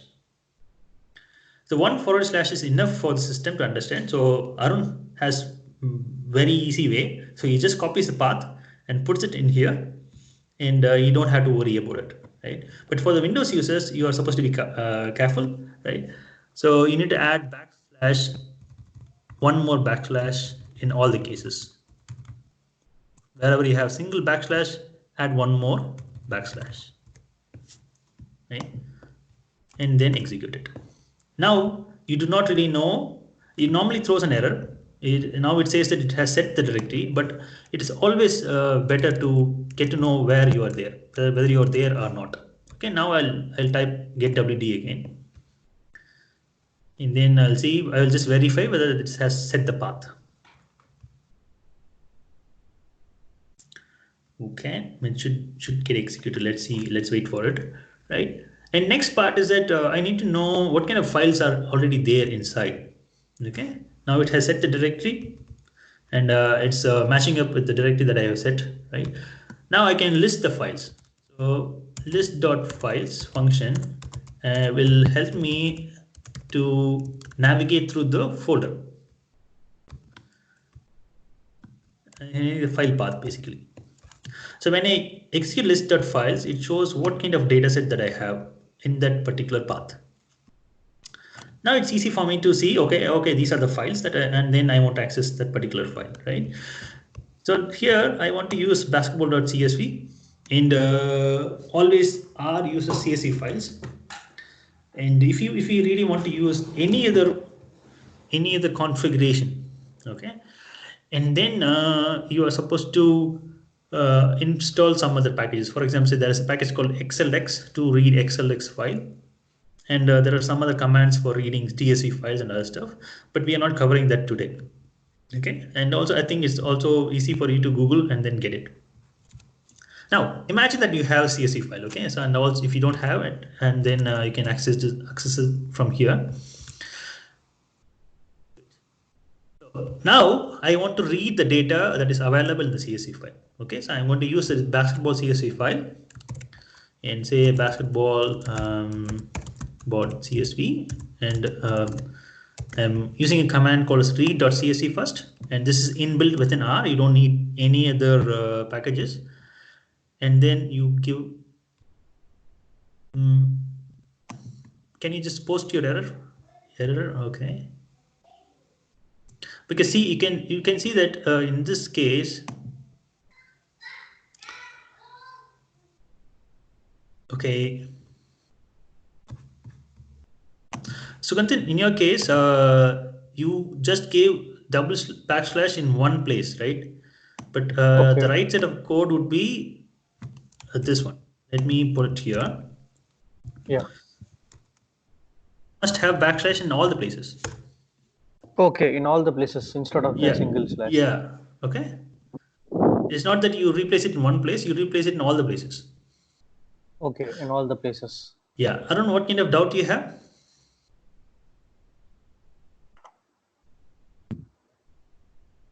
Yeah, now I'm able to get it. Perfect. Good. Right. Okay. No problem. Right. Good. Let's go on. Right. So now basketball. I'm going to read the CSV file. So if I want to read a CSV file, I say read.csv, and then say I need to give the file name. And now since there's a screenshot in the list.files, it is given here. I can just copy it and put it here, or else like I can just type it like within the double quotes the file name with the extension as well. And it is common for all kind of files. Like whenever you read any sort of files, like even XLX and other stuff, you need to put the extension as well. And then there is one more thing called as header is equal to true. So what is header is equal to true? For example, say if your Excel is like the CSV file has a header, and the first row is a header, and if you want to read that header, then you need to give as true. Okay, but by default it normally reads the header. But if you don't want to read the header, you can set it as false. Okay, and then now what I'm also doing is that I'm just assigning that to another object. Now this is a data frame. Okay, basketball will be a data frame because it's reading a kind of a data frame file. So if I want to know what is there in basketball, one way that I can do is like I can just print basketball. What will happen is that it will print all the set of data that is available in basketball, right? So I don't want to do that. So I don't want to see all this kind of data, right? So in that case, I can use a command called as head basketball. When I say head basketball, so it got executed. You can see it has 54 observations. It prints everything. But it's a bit annoying for me, right? I don't want to see every single stuff. So I say head basketball. When I say head basketball, it only prints the first 6 values. So I can just verify, okay, yeah, the file is ready and it's clean, good for me. Right? When I print tail basketball, it'll print the last 6 values. Yeah, it's easy for me, right? And if I want to know what are there in the columns, what kind of data is there, then I can use structure function here. And I print structure function. Now it will read each and every column, and it will also understand what kind of data type it is. Whether it's an integer, whether it's a character, whether it's a factor or something, it will print all those stuff. Okay, let's wait for the system to respond. I think when you can do the same in your system. Yeah, now it got printed. Now we can see the structure says, okay, it's a data frame which has 54 observations and 7 variables, and the training period is a factor, region is a factor, height is a numerical number, and weight is an integer because it does not really have much decimal places, and field goal is a numerical number, free throw percentage, and then average points. Okay, now we have the file in place. Now also we have put that in an object called as basketball. So it is easy for us to really read and understand. We can dissect the data, we can manipulate the data, we can do data analysis with this basketball object. Okay, and also if I want to extract specifically one column, I can say basketball, and I put a pound sign and say a region. Yeah. And what will happen now is that it will fetch only the column region. And this is a different way of subsetting compared to the other one that we discussed already, where we saw that we need to subset using a square bracket, right?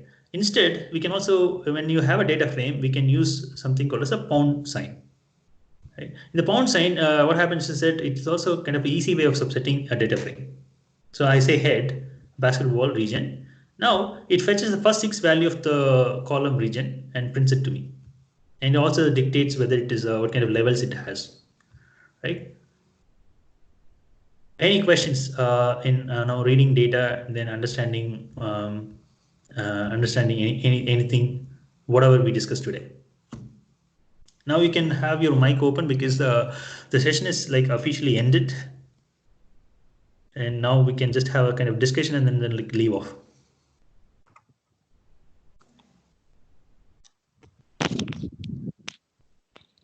Any questions in the data frame and then reading CSV files and other things? Actually, when I access the folder, it has around 445 files. So Okay. is it that I can read? I want to read CSV files. The package is already available.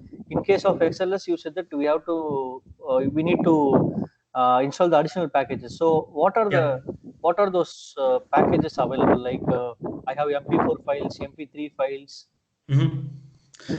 Basically, you can work with any data file, but not with video files and then audio files. Okay. In R, and the packages and installation of packages will come in the next week. Okay, sure. So in the next week, what we will discuss is that I am not going to put you on a Sunday session, and we already have a set of people who listen to me on Saturdays. Okay. So hope you are not having any work on Saturday, right? Yeah, available. No problem. Yeah, if all of you are available on Saturdays, and Saturdays by 1:30 IST. Okay. And we are having a discussion. So why I had this session today is that because you guys wanted to have a discussion, and then I thought, okay, maybe I'll take a session separately for you and then put you in the whole bunch of batch. So it will be easy for me to coordinate and then work together. Yeah. Okay, and in the next week I'll talk about installing packages and then using some packages for analyzing data, and where I'll talk about a package called as dplyr. Okay. Right. So in order to save this file, like whatever you wrote today, just click save. Okay. And then now, if you haven't saved so far, it will prompt a kind of a window, a kind of dialog box. In the dialog box, just write whatever name that you want to give, and then just press save button. It will save as a R file. Whenever you want to access the file, just double click it. RStudio will automatically open, or else it will prompt to say whether you want to open with this. Yeah, sure. I'll do that. Yeah. So now I hope you're comfortable with R. Now you know how to use R at the basic level, right? And in the next week we'll talk about dplyr. The session times will be on Saturday, 1:30 p.m. IST, 10 a.m. CET. Since Suganthan is in the CET time, okay, I'm just mentioning it for him.